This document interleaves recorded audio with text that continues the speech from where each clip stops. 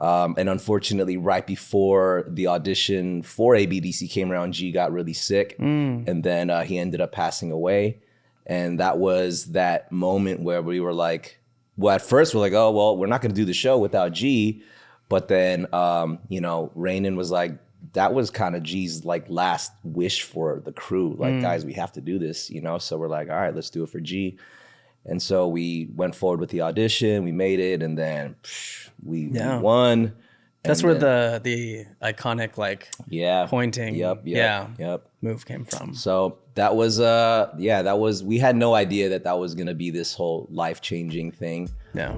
Hey, the Steezy podcast is brought to you by us, Steezy Studio, the #1 dance app on the App Store and Google Play Store with over 1 million downloads. We provide curated online dance classes taught by the world's best instructors. Why did we create Steezy? To help you reach your dance goals one step at a time. Whether that goal is to perform with the biggest and best musical artists in the world or just be the life of the party at your cousin's wedding. I'm your host, Clay Boontanake. Let's get to it.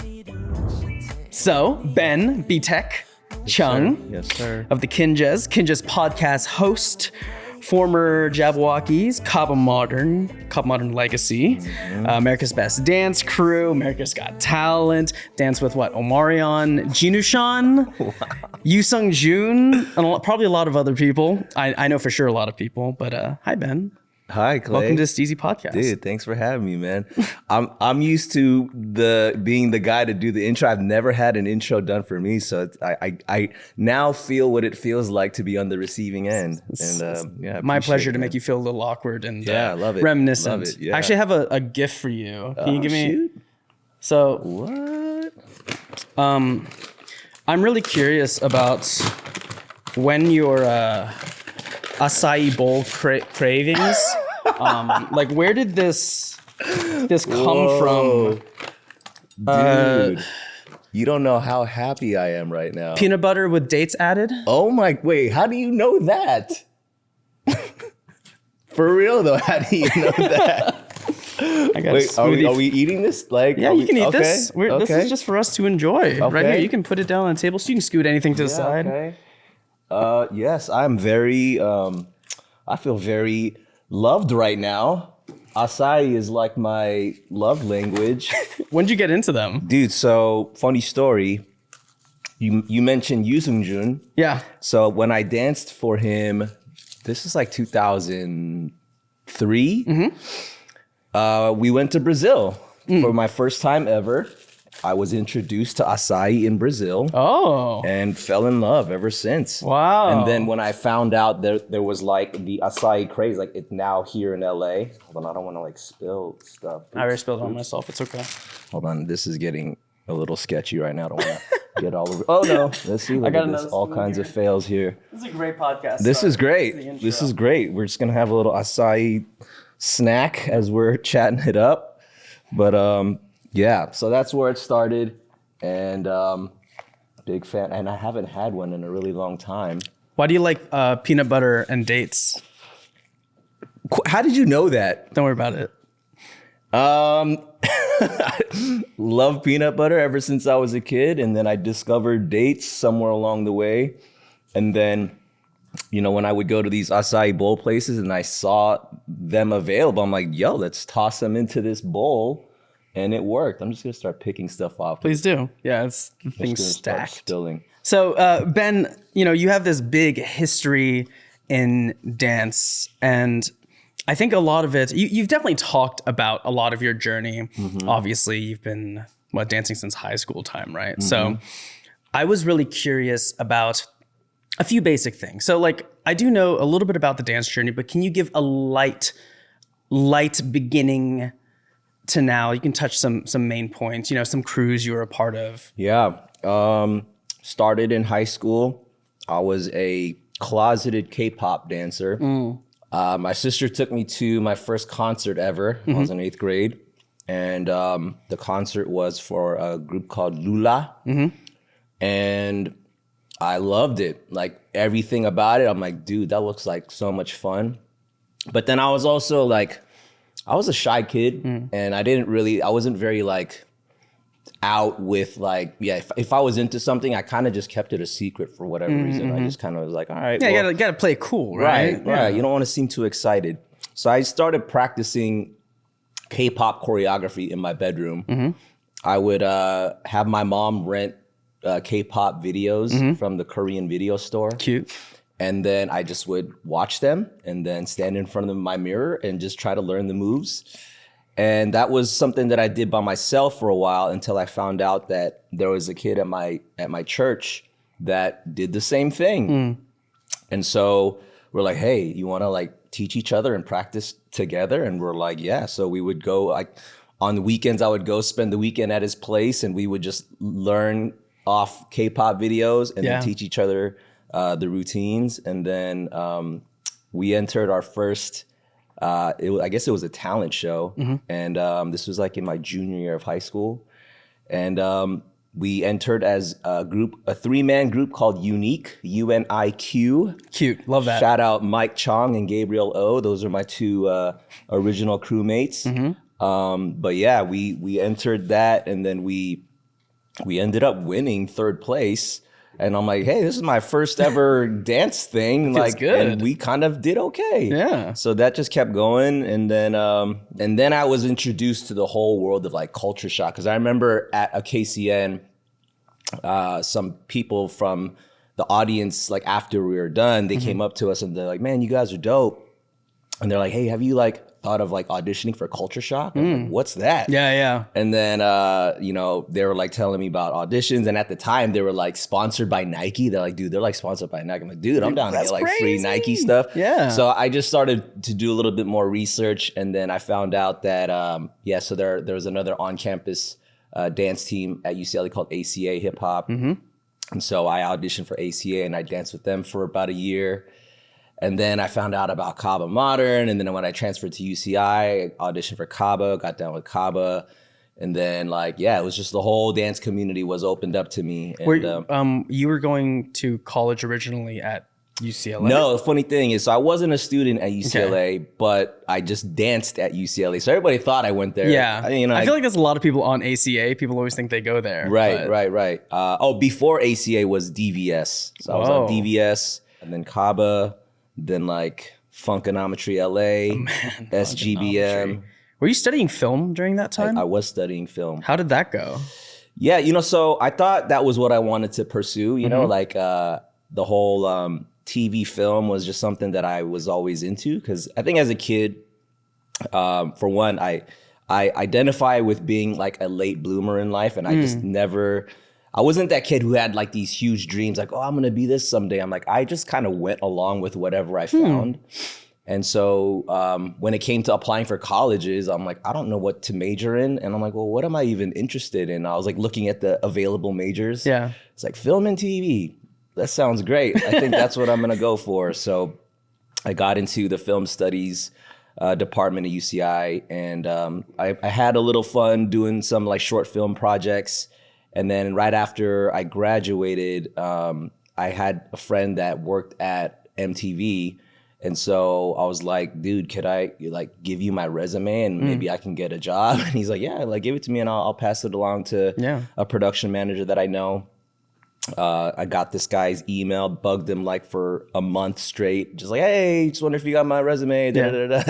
And then I think he just wanted me to stop emailing him. He's like, yeah, man, just come on in, dude. Like, we'll meet. And then so, shout out Noah Beery. He was the first guy that hired me over at MTV. And then he had me clean out like a storage unit. He's like, as they do. Yeah, he's like, hey, if you can organize this thing. And I was like, cool, I did it.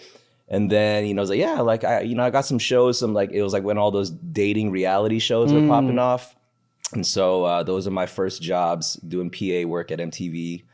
But yeah, like dance was always the curiosity for me in terms of like, could I do this professionally? Because at the time there weren't a lot of Asian dudes who were dancing professionally. There was like a handful. And then I knew JD McElroy. Shout out JD. Yeah, he was in every video. Yeah, he was the Asian guy. The Asian guy. And I remember one time I was at work at MTV. I was on AIM, and I probably shouldn't have been chatting, but I was just chatting with JD. And I was like, hey, bro, like, do you think I could, dance professionally? And he's like, yeah, you can. And I'm like, dude, I have like this job right now that's, kind of steady. And then he's like, well, is that something that you could do later in life? I'm like, yeah, I guess so. He's like, well, dance is probably the thing that you would want to explore now while you're young. I'm like, while you're young. That makes sense. Yep. And so I quit my job. How old were you at this time? I was 23, 24 Nice. at the time. So yeah, I quit my job, got an agent, started, again, this is pre-social media. You had to audition for that agent? Yeah. You can't get actually, there. I did go to an agency audition, and the first one I didn't get booked.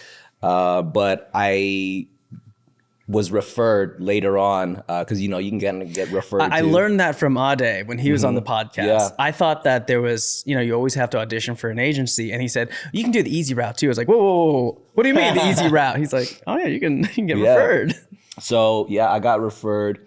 Shout out Fee from Jabbawockeez. He was the one that at the time they were MSA, so he walked me into the MSA office, and I met Lisa. And then they signed me. And then, but even then, like, there was no, like, because social media kind of serves as like your resume. Yeah. Times have changed. I still had to have a resume. So I was like passing my resume along to the studios. Paper resume, headshot. So then I would give my resume and stuff like that to Millennium, Debbie Reynolds. I got on the sub list over at Millennium, sub list at Debbie Reynolds, and I got a slot. Mondays at 3:00 is what I had at Debbie Reynolds. Every week? Every week. Wow. And then shortly after that, so this is like 2006, 7. And then I got down with Jabbawockeez in 07, which was right before they were gonna do America's Got Talent. Yeah. Again, that was also season 1 of that show too. So always hopping in early. Yeah, I guess that's just what you got to do. You got to take a chance. Was it KB that was like who was like thinking about that? So it was actually G, Gary Kendall. Shout out G, rest in peace. He was the eldest member in Jabbawockeez, and he was kind of always the guy to be like, hey, we should do this. And because no one else really was thinking that Jabbawockeez was gonna be this like brand. And how could you? There were like Rainin was dancing professionally, Fee was dancing in the industry, Chris had just moved down to LA to start pursuing that. So there were a handful of guys that were trying to pursue it professionally, but like the rest of the dudes were just doing it like, I think KB and Joe were in San Diego doing Culture Shock, but they just, they were doing Culture Shock, and then they were like just working regular jobs. So dance was kind of like more so the fun thing. But then G was always like, yo, guys, we got to push this Jabbawockeez thing. I remember him saying like, dude, we're going to have our own Cirque du Soleil show someday. And like, I'm just like, that sounds great, but he's like, we can only do it if the world knows who we are. We got to get on TV. And so America's Got Talent was the first go around. We got onto the show. We didn't do very well just because, we're a bunch of like young kind of dudes who weren't the most responsible, didn't take everything so seriously. We made it past the first round, then we made it to the Vegas round. Yeah. And then when we were there, like you're literally, there's a production term, hurry up and wait, right? That like you have to be everywhere like so quickly, and then you sit around for hours doing nothing kind of thing. And so we didn't know like what was going on. So we were like, we had to sit in the theater. This was at Planet Hollywood. We had to sit in the theater all day long from morning to night. And, I hate that.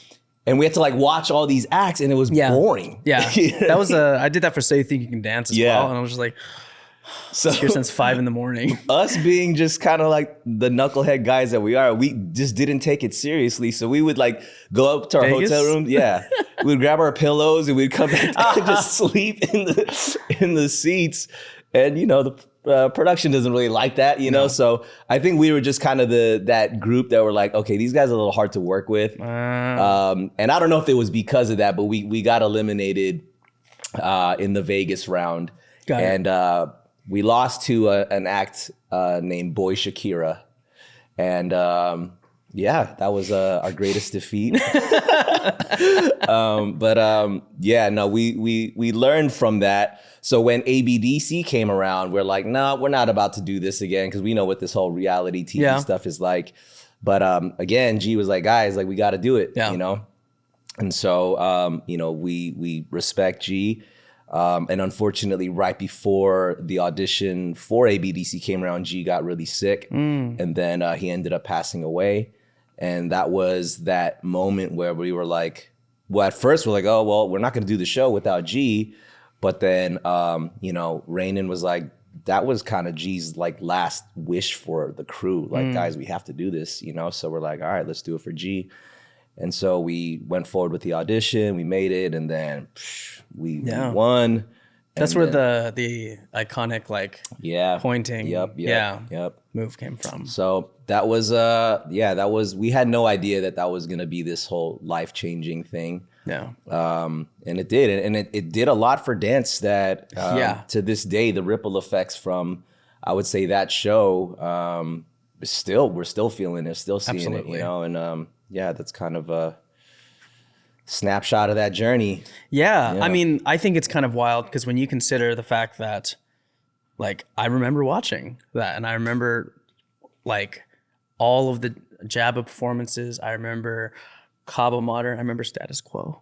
Status Quo. I remember all that stuff. And, like, and what a blessing. Like, here I am. Steezy's been built, you know, decade or so later. Yeah. And it's inspired by a lot of things that your crew are doing, ABDC has been doing, you know, and like I'm able to be the dancer I am today because so many people know about dance. So many people are interested in nuances of not just dance anymore, but even our community, the Asian kids, you know? Yeah, it's kind of wild. Yeah, speaking of the Asian kids thing, like that was this huge thing that we had no idea we were even doing. Like, you know, when we took off our masks, these guys are Asian, minus KB, shout out KB. But that was interesting to be received as like the guys who are making like Asians cool. Because now Asians are like, Asians are hype. You're Asian, you must be a good dancer. I think that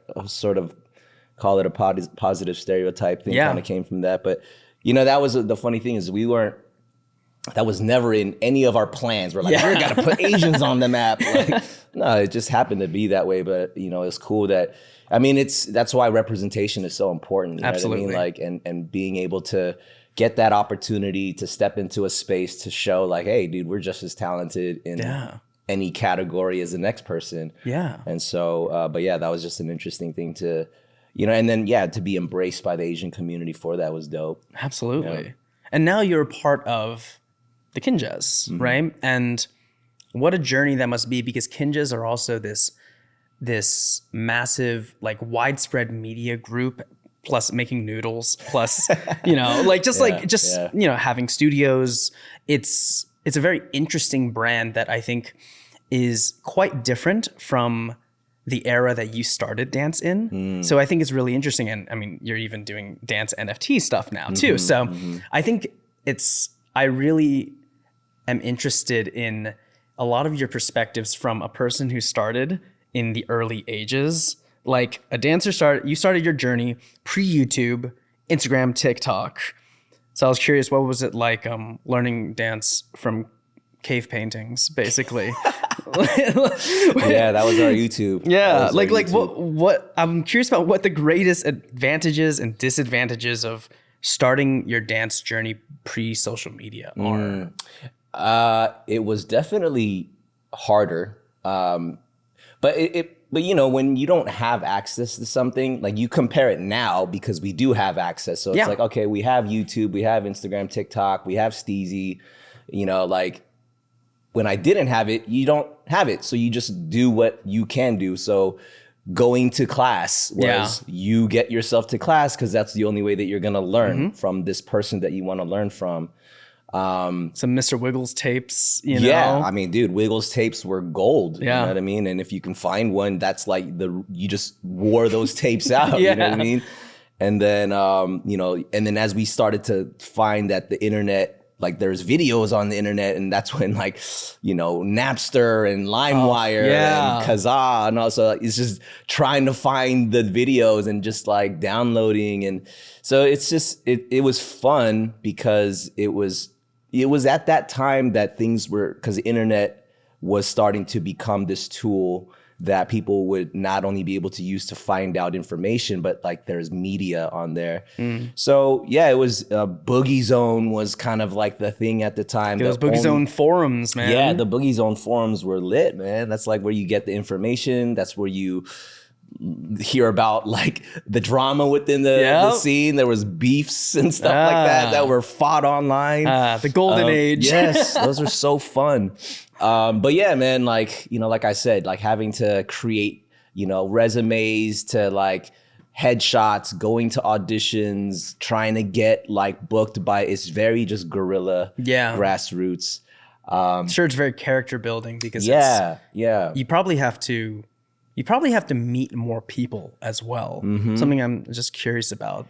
You know, that's an interesting observation because I would say 100% yes. And I actually attribute a lot of my sort of, I don't want to call it success or whatever. Like, I know that the things and the things that I've been able to experience and the people that I've been able to build with have come from me just putting myself out there, like going to the things, you know, like meeting people. And I think that there's something that I kind of naturally had that I didn't even recognize until way later in life was that I had this sort of ambitious side of myself that anytime something was interesting to me, I would figure out a way for me to be in front of that. And like, and not in a way where it's like weird, but just be present, go to the event, go say hi to people and hang out, just be a cool person to hang out with. And I think that's kind of been my sort of superpower all these years, is just kind of showing up.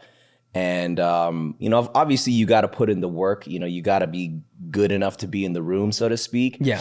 But I think one thing that I've just learned for myself, like I know that I was never, and I'm never the most talented guy in the room. I'm not ever like recognized as like, well, I'm the best at that.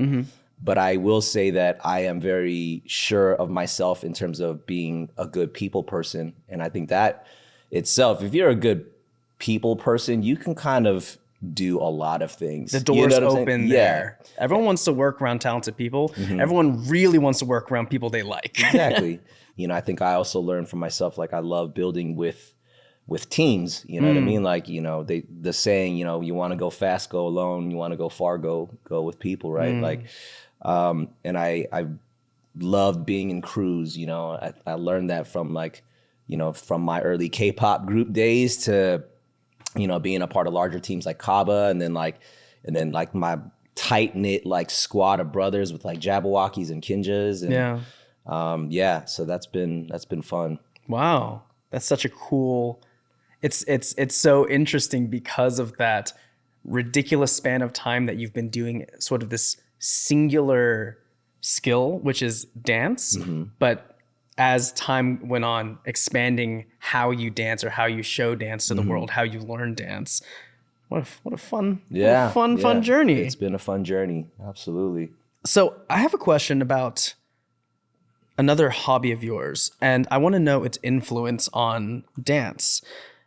Because you began your skateboarding journey in 1993.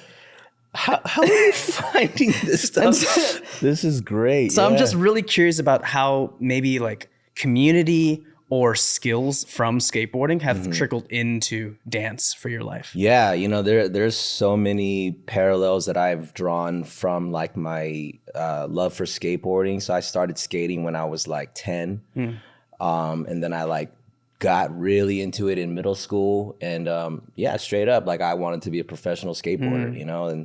But yeah, because to me, skateboarding, when I started, this is pre, you know, X Games, this is pre ESPN, and it was not considered a sport. It was like the punk activity to do. You know, you would go to every parking lot and no skateboarding, so like everywhere, like as it, you know. So I don't know. I think me growing up too, like I kind of was a little bit of a black sheep, you know, in my family. Do you have siblings? I do. I have a younger brother and an older sister.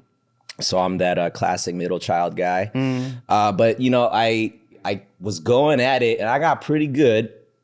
Was sponsored by my local skate shop. Oh, wow, you got sponsored. But literally that just means they'll kick me like free t-shirts. Hey, that feels so good, though. On skateboards. I mean, you were young, I was young. I was like 12, 13, That's you know? sick. And like, yeah, they give me free stickers and stuff like that. And I'm like, yeah, I'm sponsored. Yeah. But, you know, again, like I was just trying to like get into the community, learn about the space, practice my butt off, you know, and it was fun. I kind of got into some trouble, hung out with like kind of the bad crowd. Okay. And we just so happened to be like a skater sort of crew. So my mom associated with skateboarding with being a criminal. So she's like, you're not skateboarding anymore. So she threw my skateboard away. She threw it away? She threw it away. Like she forbade me to even hang out with these kids. But of course, I'm gonna figure out a way to do it. I actually bought another skateboard and I left it at my friend's house so that I could go there and skate. So my hack was like, oh, mom, I'm going to go ride my bike with my friends. I ride my bike to my friend's house and then we go skate. That's fire. But anyway, so yeah, I kind of got in with the wrong crowd. And so my mom, like, you know, she like took me out of that school, sent me to another school. And then at this school was where I saw a bunch of kids breaking. And I was like, whoa, what is this? This looks cool. And so it transitioned from like skateboarding to dance when I was just interested in dance. And it's interesting. So, you know, like I mentioned with skateboarding, you never really saw it in media. Yeah. And it slowly started getting its exposure. And then, you know, you would see, you know, like competitions being televised. I think X Games had a lot to do with like giving that visibility to the sport. Yeah. And then, I mean, now like fast forward, it's an Olympic sport. And so I see dance, I've always kind of seen dance as like, oh, we're just modeling what happened to skateboarding. Yeah, completely. You know, like, because dance was something that it was a social thing. You know, you go to a party, you might see some people like, at school getting down in the hallways or whatever, but it was never this like, it never got put on the platform to be viewed as like high art or even a sport, you know? Yeah. And then, you know, you fast forward into things like Red Bull BC1 and, you know. Olympic Youth. Exactly. You know, so now it's getting, and then, you know, shows like ABDC, World of Dance, like all that stuff like helped get dance into the spotlight. Absolutely. And so I think in a lot of ways, there's a lot of what happened in skateboarding that I see happening in dance. And I think what drew me to both of those things were kind of the same things, you know, like it's just something that I found to be fun and I wanted to be a part of pushing that narrative forward. Yeah. And like fast forward to, you know, these platforms, you know, from what Steezy's doing to, you know, like, you know, even what we're doing with Kinjaz and trying to get stories out there. And I mean, you know, like that's what I love podcasts and like you asking me these questions, not to say that like whatever my story itself is gonna do anything per se, but like I think when someone out there that may hear this or watch this will know like, whoa, okay, so almost anything's possible. You know what I'm saying? Like I always say, like, man, I wish there was more content like of Bruce Lee talking. Yeah. Like I there's the few interviews that I've seen him and I'm like, man, this guy has like a well of knowledge that probably it just never got out there because he just wasn't around long enough and enough content with him, you know? So I'm like, man, this stuff is really important and like you just never know. It lives forever, you know? Interesting thing about the Bruce Lee thing, because I think that when you consider the era of that time and meaning that media and being able to get an individual message out is a lot harder, right? You have to be filmed, and being filmed is very expensive in that era. But it's crazy to think about how Bruce Lee has a ridiculous amount of influence and impact in the world, despite the limited amount of media. And I think that really speaks to also kind of what you were talking about in terms of you know, how early in the game, early into skateboarding, early into dance, you're not really given those opportunities because it's not as widespread yet, these thought processes, media surrounding it. And so you had to physically show up to places and do things and not necessarily go there for the sake of impacting people, but go there to show face and to make real interactions with people. I guess there's something interesting about Bruce Lee himself not having a lot of content and making huge impact. I think every era we kind of go through these I don't know, or at least in the past we have this limited amount, possibly high impact or absolutely zero reach. But nowadays we have too much reach and it's very easy to not make an impact as well, or make a negative impact because of how widespread it is. Yeah, you know, I think with Bruce Lee having passed away a long time ago is still influencing people today. Like, how is that even possible? You know what I mean? And I feel like few people in this world will ever have that kind of impact on the world. I feel like Kobe Bryant's going to be another one. I mean, thankfully, there's a lot more content with Kobe that's going to live forever. You know what I'm saying? And I think it was because the life that they lived while they were still here on this earth was so extreme and so intentional. And like, you know, it's always the crazy people that will be the ones. I mean, you know, I mean that in the most respectful, best way. Purposeful people. Yeah. And like, I mean, the impact that he's had across every category, from sports to music to, you know, obviously martial arts, but like dance, you know, like he was such a cultural icon. And the fact that he was Asian, you know what I'm saying? Like, he was that guy that I was like, okay, he looks like me. I'm going to go after that. You know what I mean? And then like, and then Daewon Song kind of slid right into that. I was like, okay, you're the Bruce Lee of skateboarding. You know what I'm saying? And so, it's really, it's interesting to me too, that like, how someone can have so much impact even from, you know, beyond the grave, you know? Yeah. How did it feel when Daewon Song followed you on Instagram? Oh my gosh, it was the craziest thing. I remember I was in Korea. So this is my first time in Korea as an adult. I mean, before that I was 2, so I don't even remember. I remember I was just in my Airbnb, and like I just like commented on like one of his posts, and then he responded back, and I was like, oh shoot, what? And then like, and then we were just like in the DMs, and then he was like, yo, Jabbawockeez, bro, like big fan. I'm like, what? Like, you have no idea, bro. I've been like following you since I was like 11. Wow. You know what I mean? And it was dope. And then we just been kind of, you know, just keeping in touch, social media buds. So cool, huh? Yeah. Man, it's interesting how I see you. I don't know if the word is attaching yourself, but really modeling a lot of mindsets and inspirations off of like a few particular people, right? And I do know that one of the big things that's really important in your life is your faith, right? And I noticed on your IG profile, you have Romans 8:28 about being purposeful, right? Why is that the verse that really sticks with you? Yeah, I mean, dude, I have this, I kind of tongue-in-cheek say this in my life. I feel like I've lived 4 different lifetimes. I've just experienced a lot of stuff, difficult things, things that could have broken me, in some ways have broken me, and I've been able to heal from. And all that to say is that like God does work everything out for his good purpose. And I've just seen that happen in my life over and over and over again. And so that's just kind of a reminder to myself that like, no matter how far you feel like you can fall, like God's working through that, you know? And I've seen just the craziest times that my life has bounced back in ways that I also am able to kind of see like, wow, if that didn't happen, I wouldn't have gone here and I wouldn't have experienced that and I wouldn't have met this person. And then now I'm doing this. It's just like, everything works itself out. There's always a purpose in it.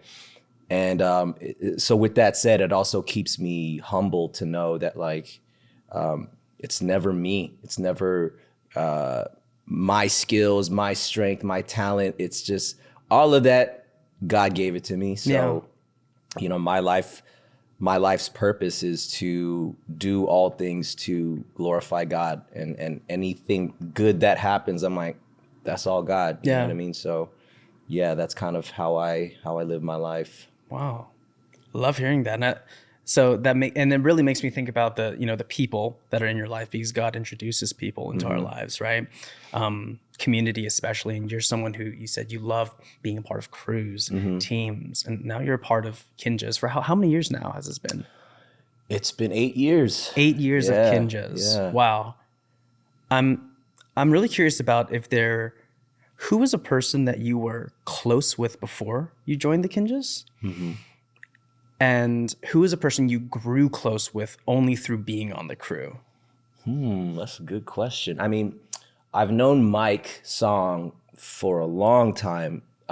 So we met during that, my whole sort of like K-pop dance stuff, because I did collaboration. Shout out PK. That was where I met Mike, because my crew Breakdown, we performed that collaboration.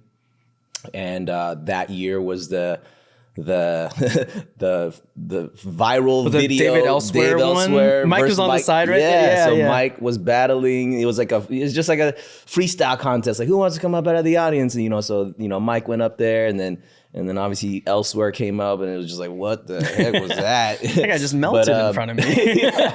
But no, I met Mike slightly after that show, because he somehow linked with my boy Mike Chung, and I remember I like taught him this piece, like this Justin Timberlake song.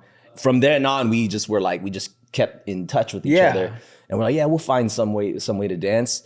And then fast forward to he got into UCI. I was there at the time already. I was already on Kaba, and then he was like, yo Ben, I'm coming to UCI. Like what dance team should I dance for? I was like, dude, Kaba Modern. He's like, oh really? I heard CADC is good though too. I'm like, trust me, bro. He's like, you guys have any performances? Like, yeah, dude, Welcome Week. So I was like, we have a show or we're performing, and he came, saw it, and he's like, all right, I want to dance for Kaba. And then from there he went on to directing, and then ABDC happened. And they're like, oh shoot, we're like competing against each other, but it's all good. We're all fam. So we stayed close for a long time. So when we met, he was in high school still. You know what I mean? That's crazy. Yeah, it was wild. Mike and I definitely, we're close throughout the years, and then when Mike, I remember when he was living in Vegas, he was like, yo man, do you think what do you think about me stepping? I feel like I want to kind of focus on building Kinjaz. And I was like, dude, honestly, do it, bro. Yeah. And so he went, and they did Kinjaz in 2010. And I always, for me, I'm like, I love seeing my friends do dope stuff. You know what I mean? And to see Kinjaz birth at the time, which was Ambu Black Ops. I was like, yep, this is it. Whatever you guys are doing, this is it. And I knew that there was a magic there. I wanted to go back because I wanted to get the second part of that question, which was, if there was a person on Kinjaz that you're closer with now too, that you actually weren't originally close with before you joined the crew. Yeah, just the first two that come to mind, Bam, like Bam, John Ha, and like Ving. And the funny thing is, because Ving and I were on Super Galactic together too, but that was kind of like, it was his first year on, and then I was kind of me phasing out, because we were like, that's when Jabbawockeez did ABDC. So, but yeah, we never really got close during our time in SGBM, but yeah, throughout our run in Kinjaz, I don't know, I've just been able to build like just deeper friendships and bonds with those guys. And I think those are the few that come to mind. What was it in particular that really allowed those relationships to blossom? Because I do think it's something that, a question I get asked a lot is how to balance my friendships with coworkers, because these are the people I see more than I see my wife. I see everyone here so often. Yeah. And we always have a great time, but we're expected to be, to an extent, professional. We tell crazy jokes and everything. Right. Like, what experiences really allowed someone like you and Ving to grow closer through Kinjaz? It's just life, dude. Like what I love about dance just kind of just gives an excuse to get together. Yeah. You know what I'm saying? Yeah, we have the thing that we enjoy doing to kind of give us a reason to get together. But I think for me, I look at everything as an opportunity to get to know people on a deeper level. So I'm like, yeah, we're here to dance, but I'm actually here to just have a good time and hang out and get to know people. Yeah. And so, yeah, just through whether it be like tough times, and a lot of times when you can kind of go through the trenches with somebody in whatever way, like, and just being able to talk through some stuff, be human, be imperfect, be like vulnerable, things like that. And I think I've had just a lot of times to just, whether it be like us after a rehearsal going out to eat, but just like hanging out and like just being able to share life stories and things like that. Man, like doing a TV show, like talk about being in the trenches, like those are some of the That'll most, bond you. yeah, because people are literally like bodies are breaking down, and at the same time people have life. They got kids to take care of, to like wives, girlfriends, all the while like us trying to like win this TV show. Yeah. And so on like from rehearsals to man, there's just a lot of stuff, and then always like post performance, you always gotta, in those party moments, we just gotta release sometimes, but I think some of those times have been gives us opportunities just to kind of like get to know each other. And not just those three, man. I freaking love all my brothers. Of course, but I think I definitely wasn't close to them before Kinjaz. Yeah. Dance is such a cool sport, art, activity, whatever you want to call it, because it's so versatile in the way that it connects people. It's sort of like an inherently vulnerable activity as well. You are just showing your body and showing what you got. Yes, you can perform, but that always means you're also showcasing your interests. One of the big things is like, that's why Kinjaz is such an interesting crew, because a lot of it is built off of anime, and everyone on the crew loves anime. And it's being able to be a kid with a group of people. Dance allows that. It gives you exercise. You have your activities. You have competition set up for it. I just think it's just such a wild thing, and I really want more and more people in the world to enjoy it in the way that they want to enjoy it, whether they want to compete, whether they do it professionally, or just do it at the club or just at a wedding or something. Yeah. Like dance is so cool because it opens doors for ourselves within ourselves, and also for interacting with so many people. Yeah. I love that. To clarify though, not everyone in Kinjaz loves anime. Oh, good to know. Yeah. It's a funny thing. Who doesn't? Mike and Ant have this, it's just this funny little thing of like born a Kinja, like meaning like, all those sort of quote unquote nerdy geeky things. Yeah. And not everybody, not everyone was born a Kinja. I'll say that much, but, just have to throw that out there because I know that there's homies out there. Hey, I don't really watch anime. I'm sorry. Sorry for jumping the gun. No offense taken. So, Ben, 142 episodes of the Kinjaz podcast later, who was your worst guest? I'm just kidding. You don't have to answer that. We're at 122. Oh, 122. Yeah. I thought it was 142. 122. Wow. But we will get there. What was the question? No, I said who's your worst guest? I'm totally kidding. No, I'm curious about some guests that maybe like surprised you with the amount of chemistry you actually had with them. Yeah, dude, that one's tough because like, and I'm being totally honest, like there's always something that I connect with every guest that I never expected.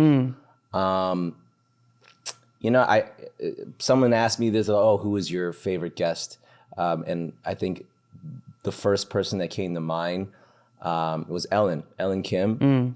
And prior to her being on the pod, I mean, I know Ellen, you know, we've been friends for a long time, but we never really had a conversation like we did on the podcast. Yeah. And she was very, you know, open, and hearing her life story was like, I was like, whoa, I wasn't expecting us to go there. You know what I mean? And it was very just real, and I just appreciate it. And I think, to be honest with you, like that episode kind of made us like much closer friends, you know, and even after we finished recording, we just stayed and talked for more. And it was just like, whoa, you're dope, Ellen, you know? So that was, I guess that episode took me by surprise. I just wasn't expecting it to be that. But man, just, most recently we had Mike Posner. Yeah. That guy's life is a freaking movie, dude. Absolutely. And like, been a fan of his music. I had no idea. I'm like, bro, you are straight up like a superhero. You walked across America. You summited Mount Everest. Like, what a guy. And then still just, you know, cranking out music. And yeah, it was a mind-blowing. Anthony and I didn't have much words. We're like, we're just here for you. We're just listening to your story because we don't have anything to really add. It was one of those like, you know, just loss of words type of things. But Mike Posner, his pod was crazy. Probably one of the craziest conversations I've ever had in my life. Wow. Yeah. That's so cool. I love that so much. Were there any particularly profound lessons or just things mentioned on the podcast that you wanted to tell me? Yeah, you know, I love, you know, especially when you see people for their talent, you like whatever it's, whether you're dancing or whether you're doing music or you're cooking, like, you know, we see the talent because that's the stuff that is on display, right? But you don't get to see mindset until you talk with the person.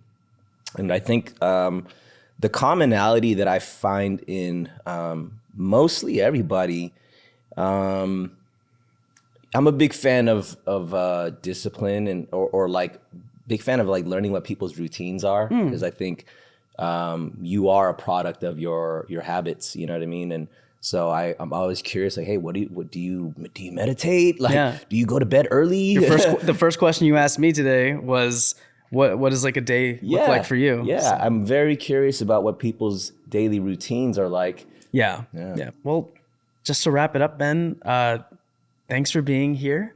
It's a pleasure to talk to, you know, especially a person that I've watched dancing from my very first years. We always have this fun little ending. You have a few 8 counts to tell the people what fun things you're working on next. Is there anything you want to let them know? A few 8 counts? Yeah, you got a few 8 counts of, you just have, and 5, what do you have coming up? What can people look forward to?